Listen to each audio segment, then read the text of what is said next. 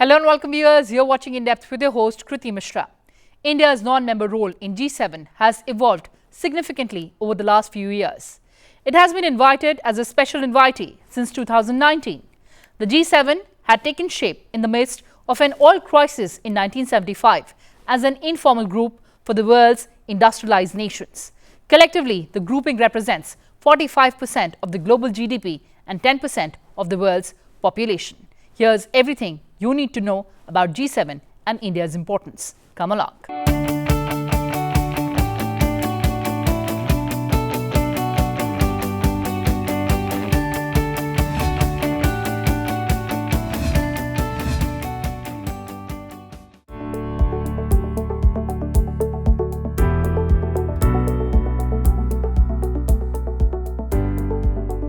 Prime Minister Narendra Modi concluded a very productive Canada visit where he attended the G7 summit and then departed for Croatia for his next visit.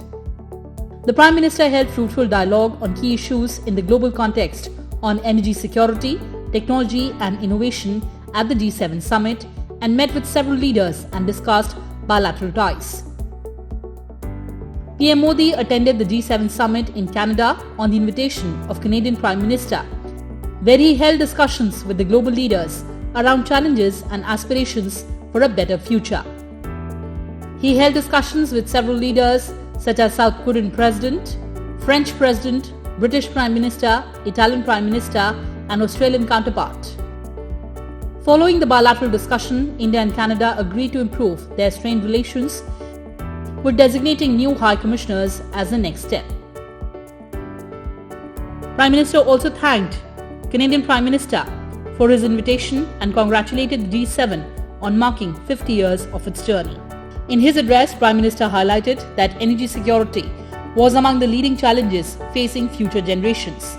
While elaborating on India's commitment to inclusive growth, he noted that availability, accessibility, affordability and acceptability were the principles that underpinned India's approach to energy security. He further emphasized that even though India is the fastest growing major economy in the world, it has successfully met its Paris commitments ahead of time. Highlighting India's commitment to a sustainable and green future, he underscored that India has undertaken several global initiatives such as the International Solar Alliance, Coalition for Disaster Resilient Infrastructure, Global Biofuels Alliance, Mission Life and One Sun, One World and One Grid, and called upon the international community to further strengthen them. Prime Minister expressed that uncertainty and conflicts in various parts of the world have had a debilitating impact on the countries of Global South, and India took it as its responsibility to make the voice of Global South heard at the global stage.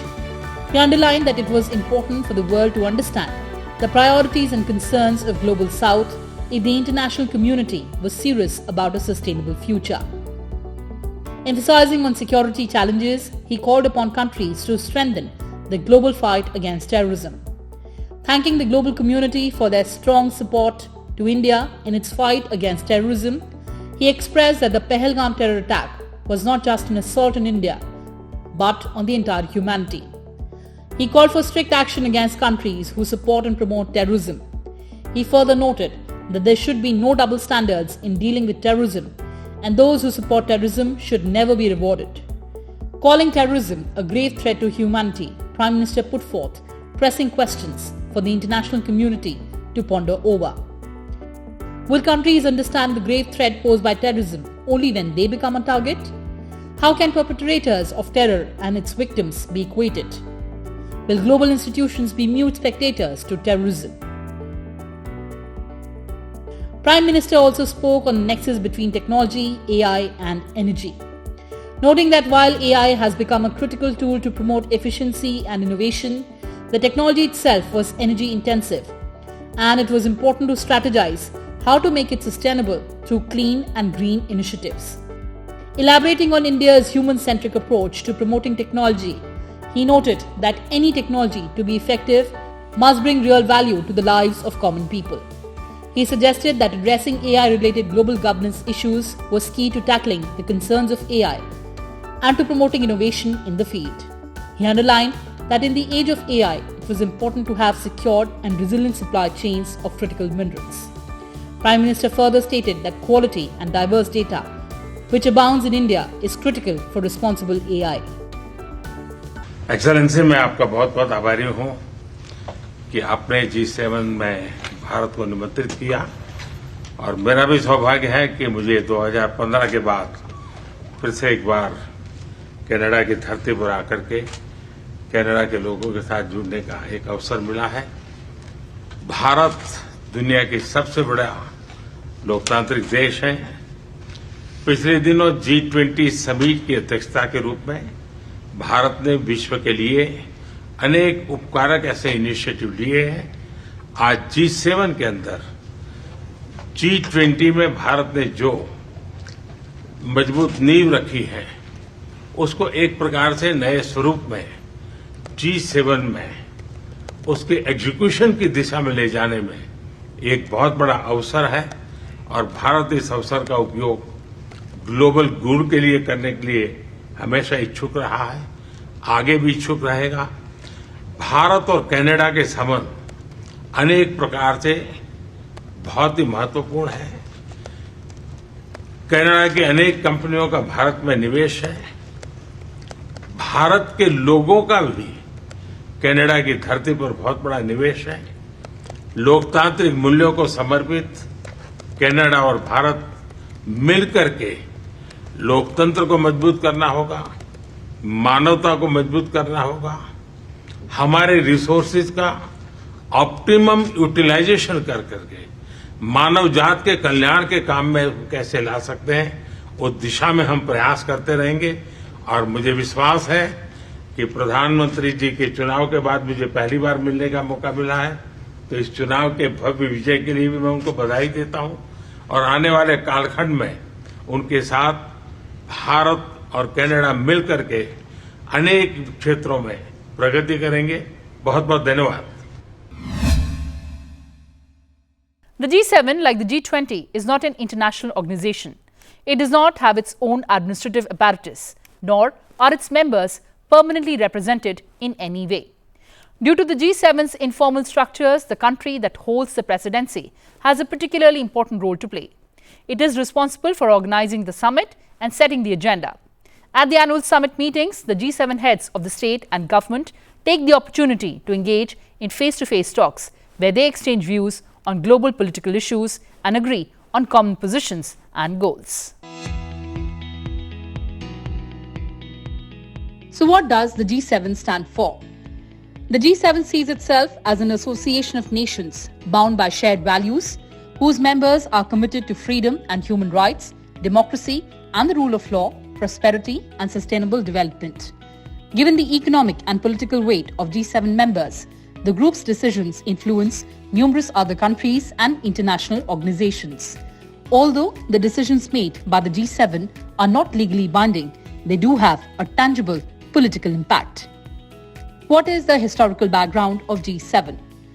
The group was established as a platform for economic and financial cooperation in response to the 1973 energy crisis.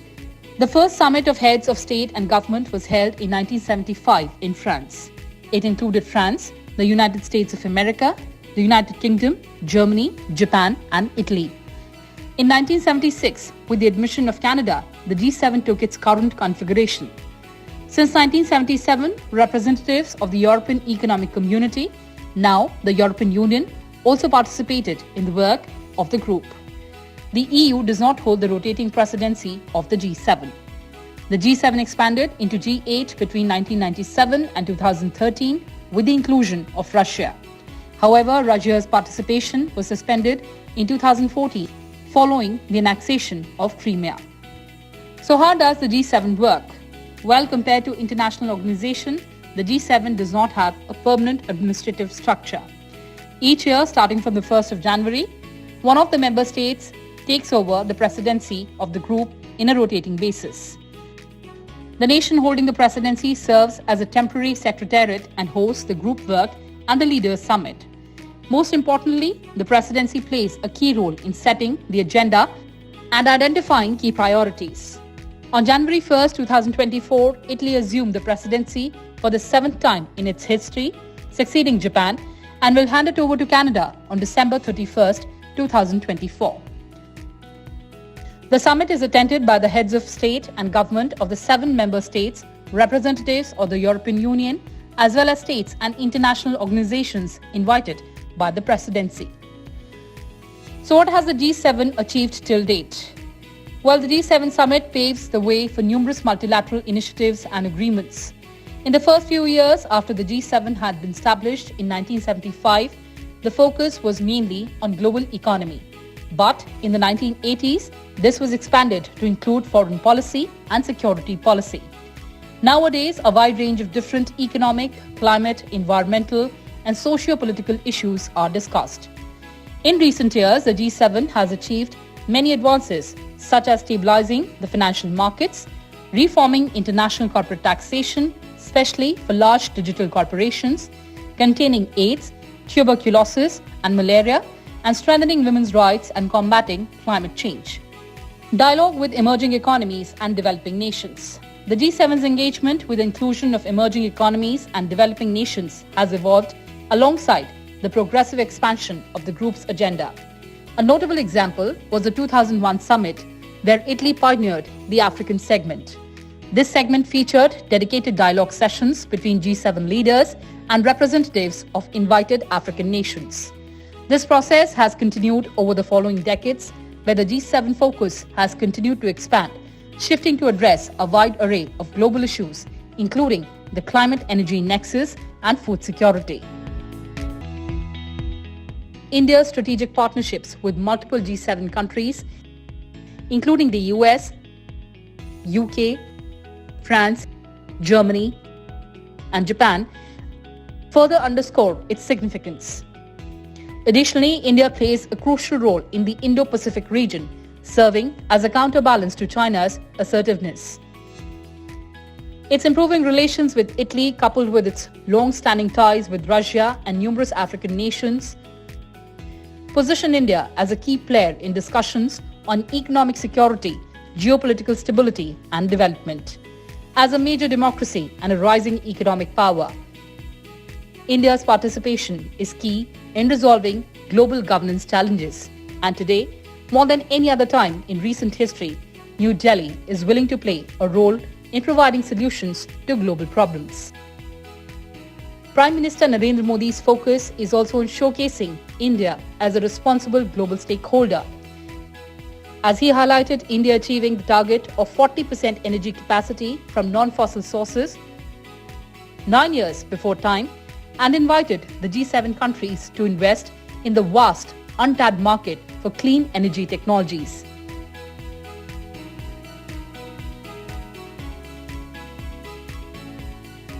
At a time when the world order is intensely polarized, India remains one of the few nations which can engage with both the G7 and BRICS in a matter of days with elan.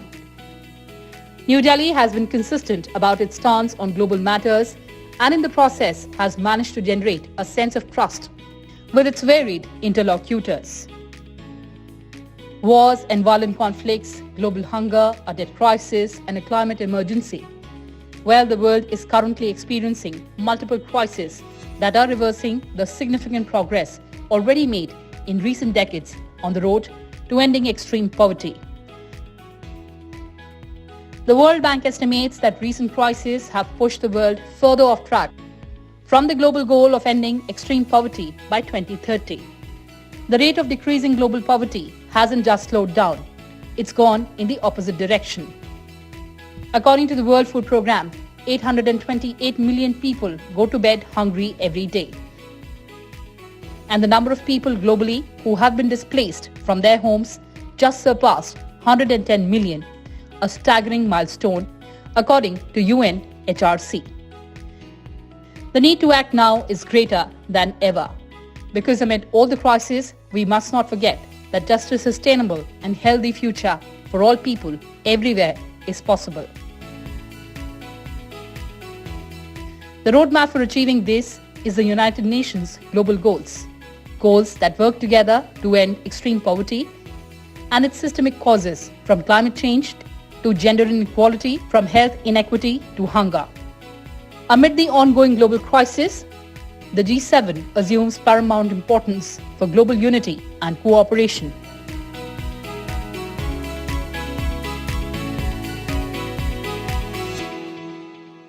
Well, viewers, that's all we had for you in this edition. Thanks for watching and stay tuned to Sansad TV. Goodbye for now from my side.